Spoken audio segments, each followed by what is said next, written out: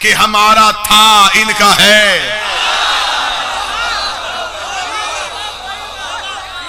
हमें इंतजार है, हमें इंतजार है, हमें इंतजार है। आने दो मेरे 12वें को। हिसाब सिर्फ जिंदों से नहीं होना,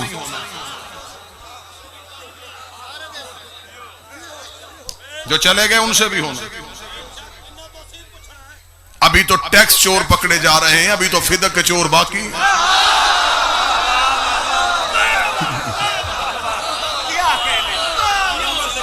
अभी तो जमीनों का हिसाब हो रहा है। फ्लैट कहां से आए, पैसा कहां से आया। अभी तो 12वां आएगा और अदल की कुर्सी पे बैठ के कब्र से निकाल के पूछेगा, अब बता फदक कहां से आया था।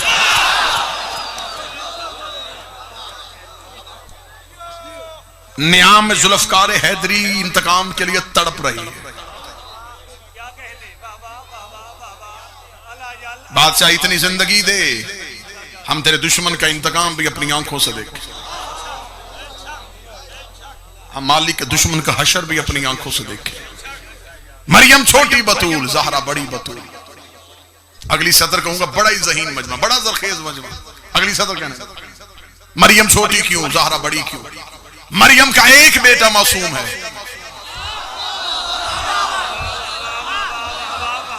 ज़हरा के 11 बेटे मासूम। मरियम की मां हनाना खातून मन्नत मानी थी, अल्लाह बेटा दे, उसके घर की मजावरी के लिए वक़्फ। अल्लाह ने बेटा ना दिया, बेटी दे। बेटी हुई, मरियम की मां ने कहा मेरे मालिक मेरी मन्नत थी, बेटा होगा तो मजावरी करवाऊंगा। बेटी हो गई, अब क्या करूं। फरमाया अहद को पूरा कर, वादे को पूरा कर। मेरे मालिक कैसे करूं, ये बेटी है, मैंने छोड़ के आना था बेटा तेरे घर में।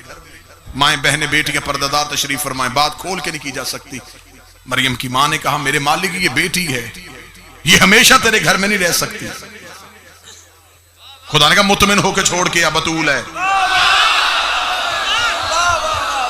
शाबाश, जिसने इशारा समझा मैं दादे। इशारा समझने वाली कौम इस कौम से बेहतर अल्लाह ने पैदा ही नहीं किया। छोड़ा, बतूल है, हर किस्म की आलाइश से पाको पकीजा मुनज़्ज़ा मुबर्रा करके भेजा है मैंने। छोड़ के मेरे मालिक निगहदाश्त कौन करेगा। मैं फरमाया नहीं, वक़फ़लहा ज़करिया, हमने ज़करिया की जिम्मे लगा दिया है कि तू मरियम को पाल। ज़करिया कौन है, उस दौर का नबी। खुदा ने ज़करिया से कहा बतूल पाल, और वैसे भी बतूल पालने के लिए नबी होना जरूरी है।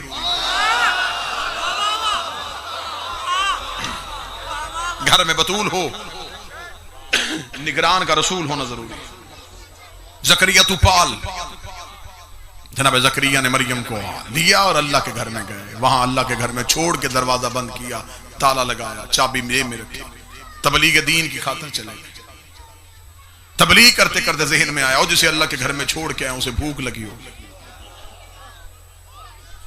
जनाब ज़करिया तेज कदमों से चले, घर आए, बीवी से कहा रोटी बना। बीवी ने रोटी बनाई। ज़करिया रोटी हाथ में लेके अल्लाह के घर का ताला खोला, दरवाजा खुला। ज़करिया की हैरत की इंतहा न रही, मरियम के मुसल्ले के आगे खानों का ढेर।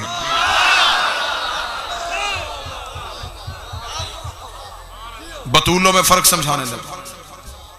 खाने, बेमौसम फल, जन्नत के मशरूबात। ज़करिया ने खाना देखा, हैरत के साथ जो हाथ में घर से रोटी लेके आया। मरियम ये खाने कहां से आए। बाहर ताला था, चाबी मेरे पास थी। कौन आया था। मरियम ने मुसल्ले पे बैठे हुए आसमान की तरफ इशारा, उसने भेजा। कहां से, जन्नत से। मजमा डिवाइड नहीं करते, जितना मजमा बैठा है सारे ही मतवज्जे हैं। यहीं पे अगली सतर पे आपकी दाद आ जाएगी। छोटी बतूल और बड़ी बतूल का फर्क समझ में आ गया। जो जन्नत से रोटी मंगवाए उसे मरियम कहते हैं, जो जन्नत रोटी पहुंचाए उसे ज़हरा कहते हैं। शाबाश, हुसैन की मां इन हाथों को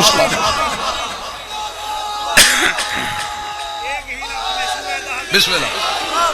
जो जन्नत से रोटी मंगवाए उसे मरियम कहते हैं। जो जन्नत की रोटी का इंतजार करे उसे मरियम कहते हैं। जिसकी पकी रोटियों का जन्नत इंतजार करे उसे ज़हरा कहते हैं। ये तो मौलाना अबुल आला मौदूदी से लेके तारुल कादरी तक लिख दिया उन्होंने कि ये जो सैयदा के दरवाजे पे आए थे ये को मक्का मदीना के फकीर, यतीम और कैदी नहीं थे, ये अल्लाह के भेजे फरिश्ते थे जो ज़हरा से आके रोटियां मांगते।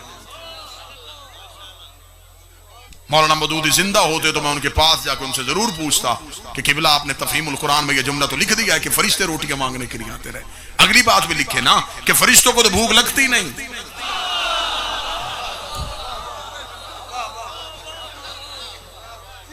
फरिश्ते तो सिर्फ इबादत करते, इबादत छोड़ के ज़हरा के दरवाजे पे। अब सतर कहूंगा तो फिर ताईद का हक अदा होना चाहिए। फरिश्तों ने अल्लाह की इबादत छोड़ के ज़हरा के दरवाजे पे मांग के दुनिया को बताया है इसके दरवाजे पे मांगना बिद्दत नहीं, फरिश्तों की सुन्नत।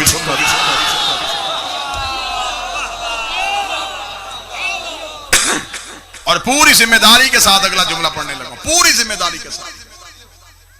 ये जो सैयदा के दरवाजे पे रोटियां मांगने आते रहे ये मन्नत के रोजे थे, वाजिब रोजे नहीं थे, रमजान के रोजे नहीं थे, मन्नत के रोजे थे। नबी ने रखवाए थे, रखा नहीं था। किसी किताब से साबित करो कि नबी ने वो रोजा खुद रखा, नहीं, नबी ने रखवाया, रखा नहीं। पहले दिन आले मोहम्मद अफ्तार करने लगे, दरवाजे पे दस्तक हुई। फिजा ने पूछा कौन है? अना यतीम, मैं यतीम। सैयदा ने फरमाया रोटी यतीम को देके। एक रोटी ज़हरा ने दी, एक अली ने दी, एक हसन ने दी, हुसैन ने दी। 4 रोटियां फिजा के हाथ पे, 5वीं रोटी रखी फिजा ने नीचे अपनी।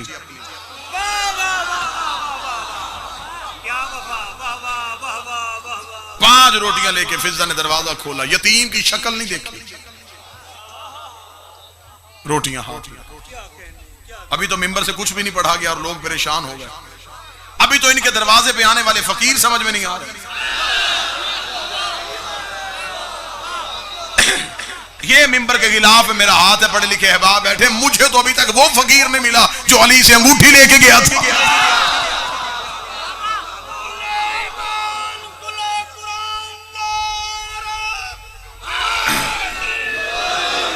वो जिसने अमीर अल मोमिनीन से आके अंगूठी ली, वो कौन सा फकीर? मेरे जहन में तो अभी तक कई सवाल वो रुके हुए हैं। ये कौन सा फकीर था जिसकी आवाज अली ने नमाज में सुन ली? जबकि अली कहते हैं कि मेरी नमाज तौहीद से गुफ्तगू का नाम। जब अल्लाह और अली गुफ्तगू कर रहे थे तो दरमियान में फकीर की आवाज अली को कैसे आई?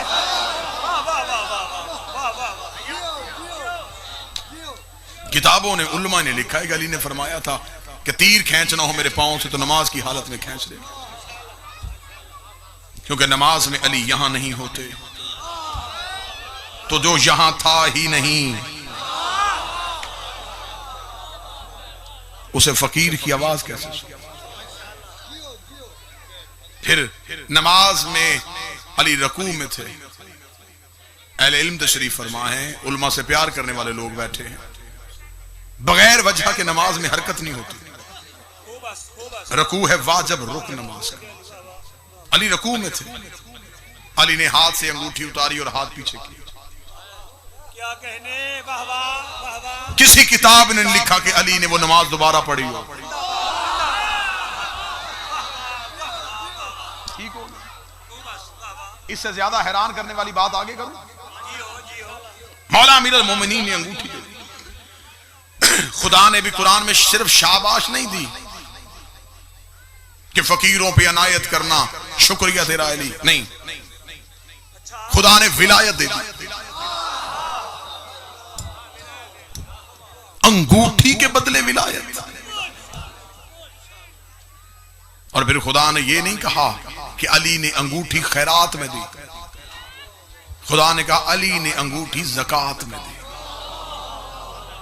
इन्नमा वलियुकुमुल्लाहु व रसूलुहु वल्लज़ीना आमनु लज़ीना युक़ीमुनस सलाता व युअतूनज़ ज़कात। अल्लाह वली, रसूल वली और ये वली जिसने हालते रकू में ज़कात दी, बिल्कुल मजमे की दाल से छुट्टी करवा दी। खताबत का कोई जौहर यहां पे मैंने एक भी जुमला नहीं दिया। जितनी खामोशी होगी उतना नतीजा अच्छा समझ में आएगा। जानबूझ के मजमा खामोश करवा रहा हूं ताकि नतीजा समझ में आए। अमीर अल मोमिनीन ने अंगूठी दी है और अल्लाह कहता है ज़कात में दी। उलमा के पास जाके इस नौकर के सवाल का जवाब जरूर पूछना। सदका खैरात अपनी मर्जी से हो जाता है, ज़कात अपनी मर्जी से नहीं दी जाती। मेरा जी चाहे मैं फकीर को 5 रुपए दूं, मेरा जी चाहे मैं 5 लाख दे दूं, ये सदका है, ये खैरात है। ज़कात में मेरी मर्जी नहीं कि मेरा जी चाहता है मैं इतनी दूं, वहां जी नहीं चाहता, वहां शरीयत का निसाब है। ऊंटों पे अलहदा है, भेड़ बकरियों पे अलहदा है, गंदम चावल की अलहदा है, सोने की अलहदा है, करेंसी की ज़कात अलहदा है। ज़कात का निसाब ऐसा ही है। किसी इंसान ने हिसाब करवाया, उसकी ज़कात बने 500 रुपया, अब वो 501 भी नहीं दे सकता, 499 भी नहीं दे सकता। क्यों? इस वजह से कि ज़कात इतनी बनी। ज्यादा देगा तो वो ज़कात नहीं, 500 तक ज़कात है, 1 रुपया ज़कात भी नहीं गिना जाएगा। कम देगा तो ज़कात फिर भी नहीं। बात समझिएगा। और ज़कात का जनरल फार्मूला क्या है? जायदाद का 2.5%। अली ने अंगूठी दी ज़कात में। बात अभी समझ में आ जाती है कि अली की जायदाद कितनी थी। उस दौर में तो कंप्यूटर नहीं होते थे, उस दौर में तो कैलकुलेटर नहीं होते थे। अब तो हर बंदे के मोबाइल में कैलकुलेटर है, बिलियन मिलियन ट्रिलियन तक हिसाब हो सकता है, तो अभी हिसाब कर लेते। अली ने दी अंगूठी, खुदा कहता गई ज़कात में। अंगूठी की मालियत से पता चलेगा कि अली का रकबा कितना था।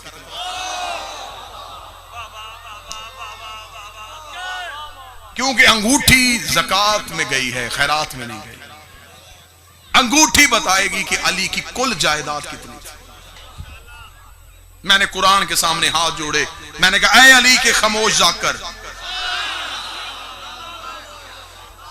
तू बता वो अंगूठी हीरे की थी, जमुर्द था, यकूत था, चांदी थी, क्या था, ताकि मैं उसकी मालियत देखूं, फिर हिसाब लगाऊं कि इसका 2.5% अगर ये है तो कुल मलकियत कितनी थी।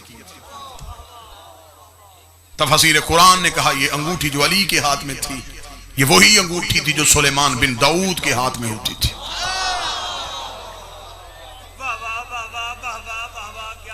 बात की तह तक पहुंचने के लिए थोड़ा बात के पीछे तो चलना पड़ेगा। मैंने कहा सुलेमान बिन दाऊद के हाथ में थी, तो बताओ सुलेमान बिन दाऊद की अंगूठी की कीमत कितनी थी? कुरान ने कहा मैं तुझे सुलेमान बिन दाऊद की अंगूठी की कीमत बताऊं।